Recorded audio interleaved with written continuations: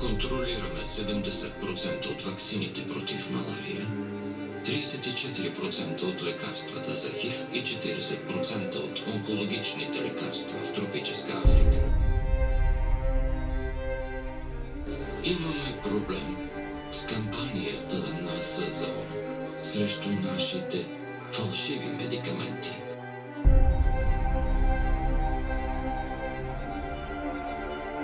Вакцината ще избегнем. Вакцина въобще няма да пием. Нямам намерение да ставам опитно зайче. Та вакцина хората го правят, че ги изследват 6-7 години. Проба са на мишка, на морско свинче, на циганян, на негър, че тогава веки го бият на бял човек. Той не може март месец са хикнала епидемията, септември дайки бием. Ударно чакай, вече. Ако даде нещо странични ефекти сетне. Които урди бъбрици, черен дроб, нещо вътре, завани да зашупкаш, образуват са някакъв камен, заваниш през 5 минути да пикаеш, ще до 400 денеки си умрял. Ще ви преподам една лекция за силата. Помните 2020 година? Кой имаше тогава? Всички политици във всички държави излизаха по света и викаха едва ли не, че света свършва. Оле, ужас! Почна да се търси решение. И искаха да ни пробутат тия субстанции, да си ги набием в газа. Уж да не се разболеем. И по едно време даже за международните шофьори стана задължително. Това е сила. Искаш, не искаш, то ти е отзад вече.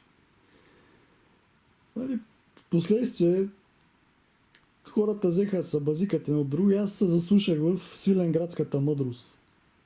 В лицето на абат Петю. Така е, това, което той го говори, той е прав. Обаче това е сила. Когато нещо се направи през закона, ти няма на къде да мърдаш. Както ако помните, с заплатите вече трябва да се превеждат по карта. Ма аз не искам, а кой те пита, кой искаш? Ти нямаш сила, ти се съобразяваш, защото ти трябват пари. И по същия начин, тия шофьори, те не могат да се откажат да не работят, защото трябват пари, трябва да ядат. Това е сила. Ти си поставен в позиция да нямаш избор. Както ако сте гледали филма Време разделно, мисля, че беше, когато турците искат да потурчат населението. И човека главата му е на удара, ако откаже, умира. Нищо не мога да направи. Или примерно му поставят ултиматум, че направят нещо на семейството му. Това е сила. То може да не е правилно, да не е морално, но в този свят няма справедливост. Винаги силният печели.